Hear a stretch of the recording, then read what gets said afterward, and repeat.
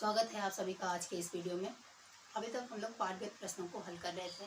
Question number 12 तक हल कर चुके हैं। आज क्वेश्चन नंबर 13 से शुरू करते हैं। देखते हैं क्वेश्चन नंबर 13 में क्वेश्चन क्या कह रहा है प्रश्न 12 का परिपथ दोबारा खींचिए तथा इसमें प्रतिरोधकों से प्रवाहित विद्युत धारा को मापने के लिए एमीटर तथा 12 ओम के प्रतिरोध के सिरों के बीच विभवांतर मापने के लिए वोल्टमीटर लगाइए।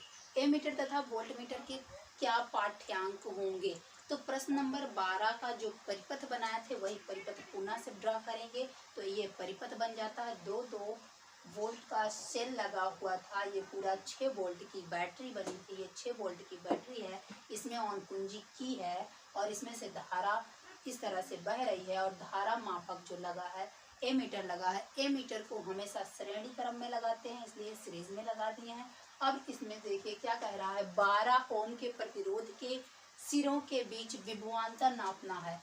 इसके 12 ओम के प्रतिरोध के बीच विभवांतर नापना है, यानी कि यहाँ पर वोल्ट मीटर लगा देना है, इसमें नापना है। तो इस पे वोल्ट मीटर लगाएंगे। अब देखेंगे वोल्ट मीटर किस तरह से लगाया जाता है। हमेशा समांतर क्रम में लगाया जाता है। एमीटर को श्रेणी क्रम में लगाया जाता है इस तरह से।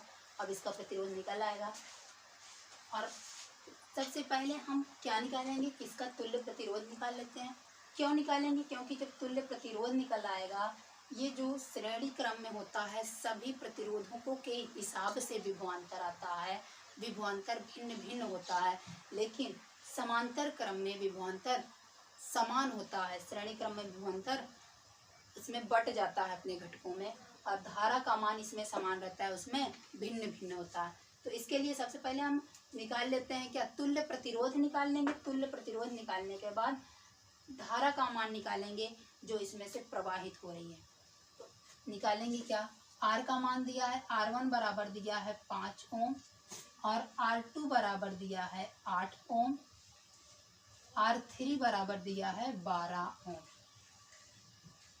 तो देख किस क्रम में है, ये श्रेणी क्रम में है, क्योंकि पहले प्रतिरोध का दूसरा सिरा दूसरे प्रतिरोध के पहले सिरे से और तीसरे प्रतिरोध का पहला सिरा दूसरे प्रतिरोध के दूसरे से।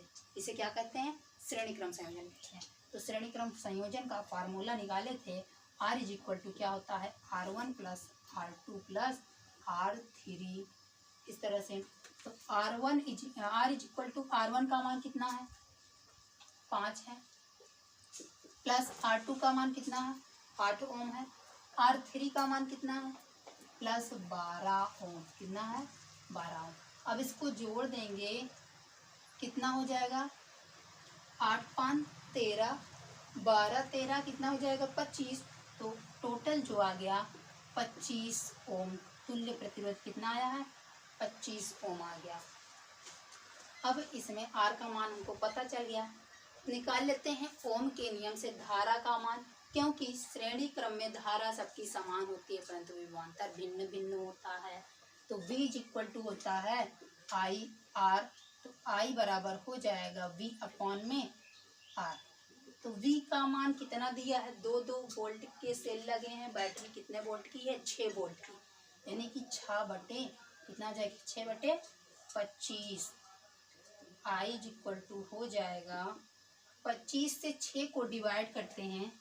ये देखिए 25 से 6 को डिवाइड करेंगे, 25 से 6 को डिवाइड करते हैं तो 0 पॉइंट लगाएंगे, 60 हो जाएगा। तो 25 दूनी क्या होगा, 50 हो जाएगा। कितना बचा है, 10 बचा है। अब यहाँ पर फिर 0 बढ़ा लेते हैं क्योंकि पॉइंट लगाए हैं। 25 दूना 50, फिर 25 चौका 100 हो जाएगा। पूरा हो गया, कैंसिल। तो कितना प्रतिरोध आया है, कितना धारा आई है, 0.24।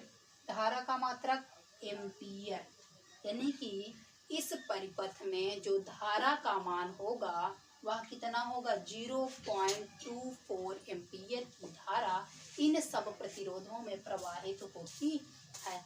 अब कह रहा है इसमें 12 ओम के प्रतिरोध के सिरों के बीच विभवांतर, इसके बीच विभवांतर मापने के लिए क्या लगाया, वोल्ट मीटर। एमीटर तथा वोल्ट मीटर के क्या पाठ्यांक होंगे।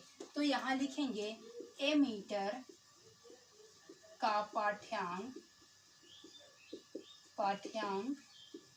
0.24 एम्पियर होगा। अब इसमें विभवांतर नाप लेते हैं।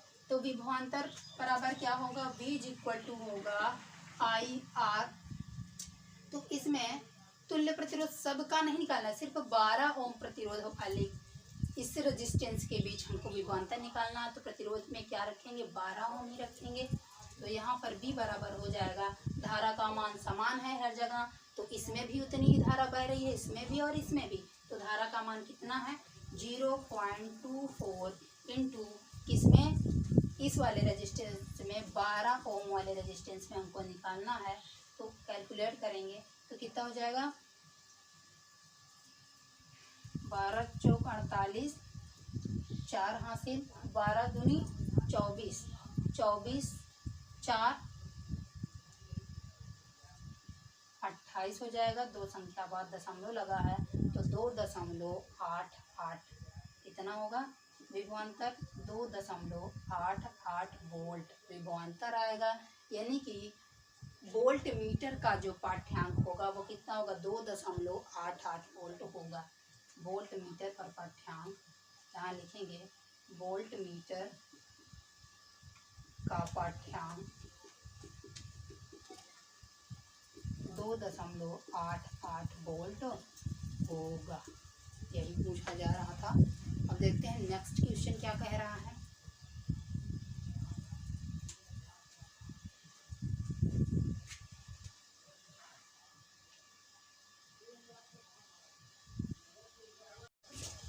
देखिए इस क्वेश्चन में कह रहा है, जब ए नंबर सॉल्व करना है, 1 ओम तथा 10 की घात 6 ओम, बी 1 ओम 10 की घात 3 ओम तथा 10 की घात 6 ओम के प्रतिरोध पार्श्व क्रम में संयोजित किए जाते हैं, तो इनके तुल्य प्रतिरोध के संबंध में आप क्या कहेंगे ना।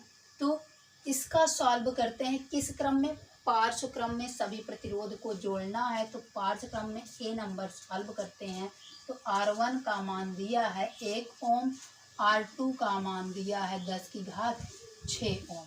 तो पार्श्व क्रम में इसको जोड़ते हैं तो 1/R इज इक्वल टू होता है 1/R1 प्लस 1/R2, क्योंकि 2 ही प्रतिरोध हैं। तो 1/R इज इक्वल टू हो जाएगा 1/ पहले प्रतिरोध का मान 1 ओम है प्लस 1/R2 का मान कितना है, 10 की घात 6। अब इसको सॉल्व करेंगे तो 1/R is equal to cross multiply होगा, या कह सकते हैं एलसीएम लेंगे। तो एलसीएम कितना आएगा, 10 की घात 6 आएगा। तो 10 की घात 6 से ऊपर नीचे क्या करेंगे, मल्टीप्लाई कराएंगे। तो यहाँ पर हो जाएगा 10 की घात 6 प्लस 1/ में 10 की घात 6। 1/R इज इक्वल टू क्या हो जाएगा, ये ऐसे सॉल्व हो नहीं सकता। या हम कह सकते हैं कि ये देखिए, ये 6 जीरो है, 1 2 3 4 5 6 प्लस 1/ में 10 की घात 6। तो ये R 1/R is equal to क्या हो जाएगा, इसमें 1 ऐड हो जाएगा तो जाएगा 1 0 0 0 0 0, कितना जीरो, 5 जीरो और 1 में 10 की घात 6। अब R बराबर इसको लिखेंगे तो ये उल्टा हो जाएगा। तो R बराबर हो जाएगा 10 की घात 6 में 1 कितना जीरो है, 5 जीरो है, 1 2 3 4 5 1। अब इससे इसको डिवाइड करेंगे। 10 की घात 6 का मतलब है कि 1 के साथ 6 जीरो, कितना जीरो, 2 2 4 2 6 जीरो। अब इसको अगर पढ़ेंगे तो ये है 10 लाख, कितना है, 10 लाख। इसको पढ़ेंगे तो ये है 10 लाख 1। तो 10 लाख 1 से 10 लाख को डिवाइड करना है। इसे 10 लाख 1 से 10 लाख को डिवाइड करेंगे तो जो वैल्यू आएगी, यानी कि ज़्यादा से डिवाइड करना है कम वाले को, तो क्या वैल्यू आएगी, 1 से कम आएगी ना। तो जो R का मान होगा, R का मान होगा 1 से कम।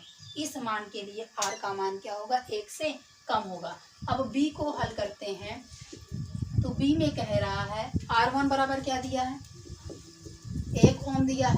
R1 बराबर 1 ओम दिया है, R2 बराबर 10 की घात 3 ओम दिया है, और R3 बराबर जो है 10 की घात 6 ओम दिया है। इसको भी किस क्रम में जोड़ना है, पार्श्व क्रम में ही जोड़ना है। तो 1/r इज इक्वल टू 1 में R1 plus 1/R2 plus 1/R3 तीन प्रतिरोध हैं। तो 1/r इज इक्वल टू हो जाएगा 1/R1 का मान 1 है प्लस 1/R2 का मान 10⁻³ है प्लस 1/R3 का मान 10⁻6 ओम है।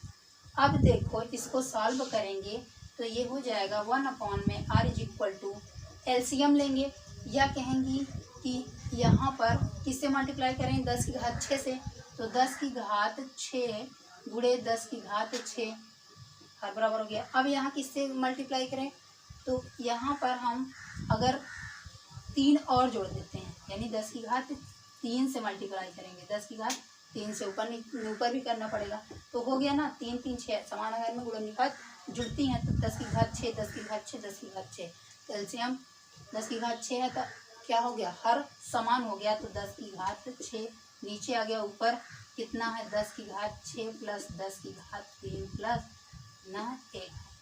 अब इसको सॉल्व करेंगे तो होगा 1/r is equal to 10 lakh, 10⁻6 मतलब 10 लाख, 10 1 2 3 4 5 10 लाख प्लस 1000 प्लस 1/10 लाख, इतना लिख सकते हैं।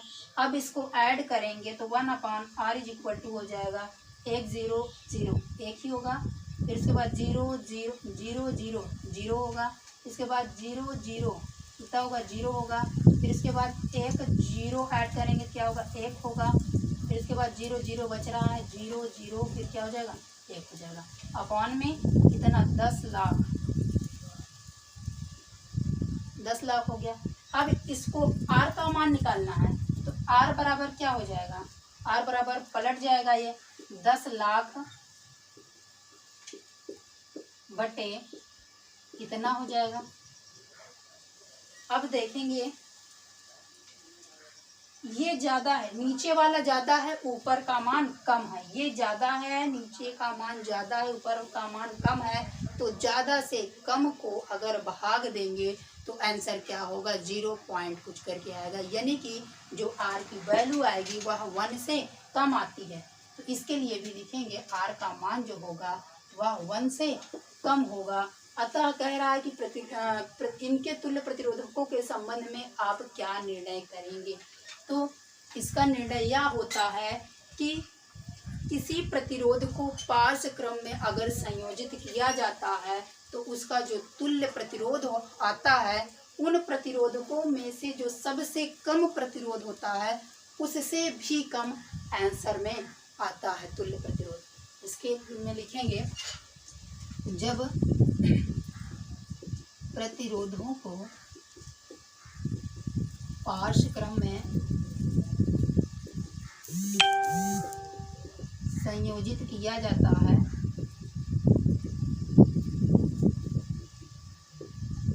तो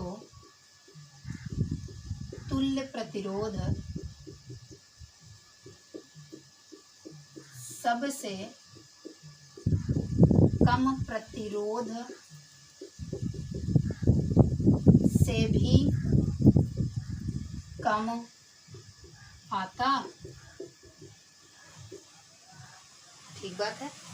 अब देखते हैं नेक्स्ट क्वेश्चन। देखिए क्वेश्चन कह रहा है 100 ओम का एक विद्युत लैंप, 50 ओम का एक विद्युत टोस्टर तथा 500 ओम का एक जल फिल्टर 220 वोल्ट के एक विद्युत सोर्स से पार्श्व क्रम में संयोजित है। उस विद्युत स्तरी का प्रतिरोध क्या है यदि समान स्रोत के साथ संयोजित कर दें तो वह उतनी ही विद्युत धारा लेती है जितनी तीनों युक्तियां लेती हैं। तो उस विद्युत स्तरी का प्रतिरोध पूछ रहा है कि उतनी ही विद्युत धारा लेती है जितनी ये तीनों लेती है, 500 ओम और 50 ओम और 100 ओम। तो यह भी ज्ञात कीजिए कि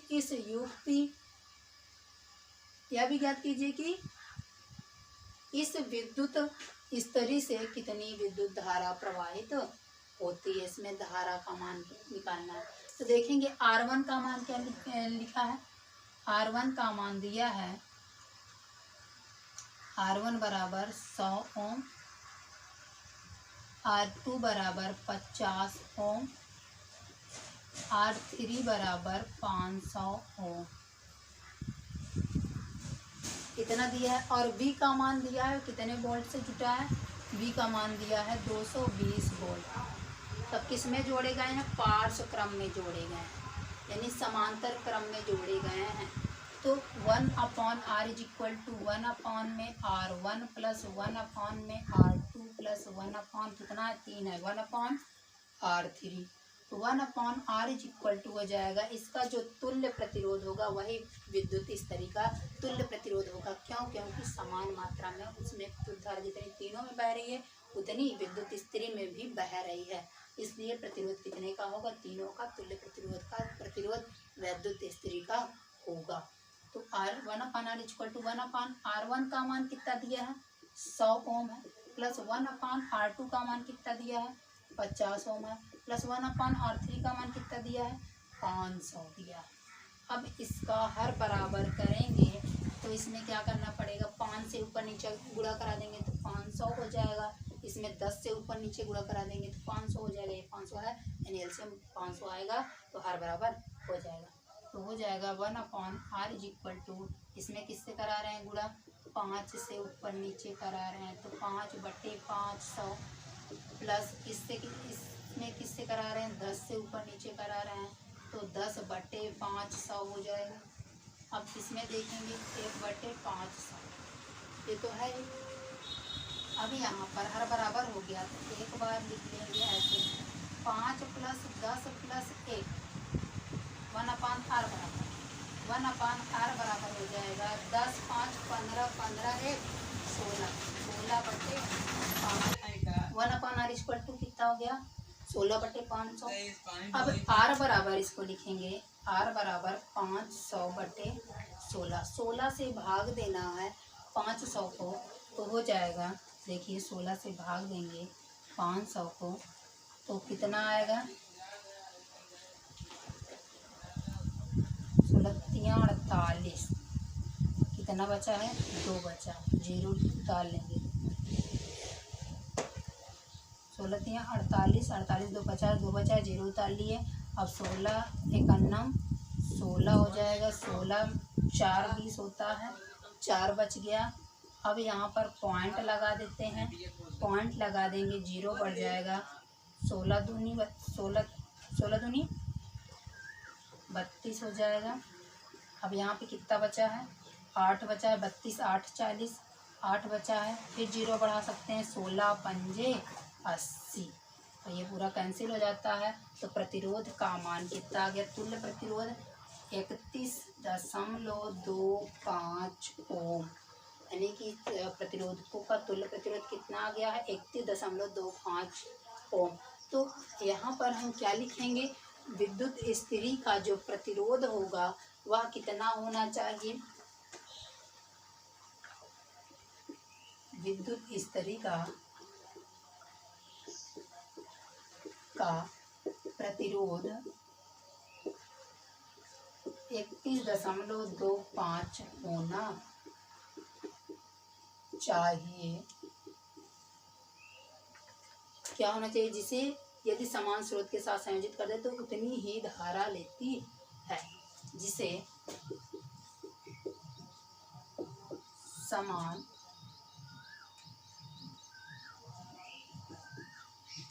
स्रोत के साथ संयोजित कर दे तो उतनी ही धारा लेती है। और इसमें ये भी कह रहा है स्तरी से कितनी विद्युत धारा प्रवाहित होगी, ये तो रहा विद्युत स्तरी का प्रतिरोध, इतना प्रतिरोध होगा, तो विद्युत स्तरी की में कितनी धारा प्रवाहित होगी, जो समान मात्रा में इसमें भी प्रवाहित होती हैं। तो जो समांतर क्रम में रहता है उसमें धारा का मान अलग अलग होता है, परंतु श्रेणी क्रम में धारा का मान समान होता है, यानी कि विद्युत स्तरी में से जो धारा जाएगी वो अपघटित होकर इसमें से भी जाएगी। तो इसमें से हम धारा का मान निकालेंगे, परिपथ में विद्युत धारा, प्रवाहित विद्युत धारा, विद्युत स्त्री में प्रवाहित विद्युत धारा, स्त्री में प्रवाहित विद्युत धारा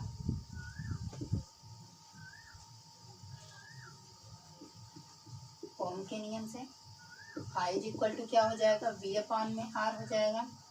तो V का मान कितना दिया है, यहाँ पर दिया है 220 वोल्ट, तो यहाँ पर रख देंगे 220 वोल्ट अपॉन में विद्युत स्त्री का प्रतिरोध कितना आया है 31.25 आया है। इसको कैलकुलेट कर लेंगे, I इज इक्वल टू हो जाएगा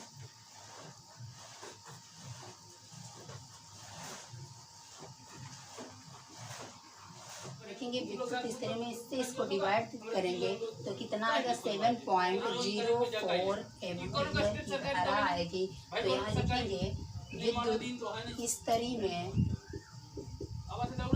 प्रवाहित धारा 7.04 एम्पीयर होगी। इतनी धारा प्रवाहित होगी विद्युत स्त्री में जो समान रूप से सभी में प्रवाहित होंगी। क्वेश्चन नंबर 16 कह रहा है श्रेणी क्रम में संयोजित करने के स्थान पर विद्युत युक्तियों को समांतर क्रम में संयोजित करने के क्या लाभ हैं। तो समांतर क्रम में संयोजन का लाभ यह होता है कि उसमें जो विभव होता है वह पूर्ण प्राप्त होता है। तो इसका आंसर लिखेंगे समांतर क्रम में प्रत्येक युक्ति में पूर्ण विद्युत विभव प्राप्त होता है, जबकि धारा विभक्त हो जाती है। जब समांतर क्रम में संयोजित किया जाता है प्रतिरोध को तो इस तरह से इसमें जो विभव का मान होता है, विभव का मान पूर्ण प्राप्त होता है। सभी प्रतिरोध में विभव समान होता है, विभव का मान पूर्ण इसमें भी प्राप्त होता है, इसमें भी और इसमें भी। परंतु जो धारा I है वह यहाँ से क्या हो जाती है, विभक्त हो जाती है। I1, I2 और I3 में विभक्त हो जाता है। प्रत्येक युक्ति में धारा उसके प्रतिरोध के अनुसार जाती है। जितना प्रतिरोध रहेगा 100 ओम, 200 ओम, 300 ओम, जितने ओम का प्रतिरोध होता है उस प्रतिरोध के हिसाब से इसमें धारा बहती है।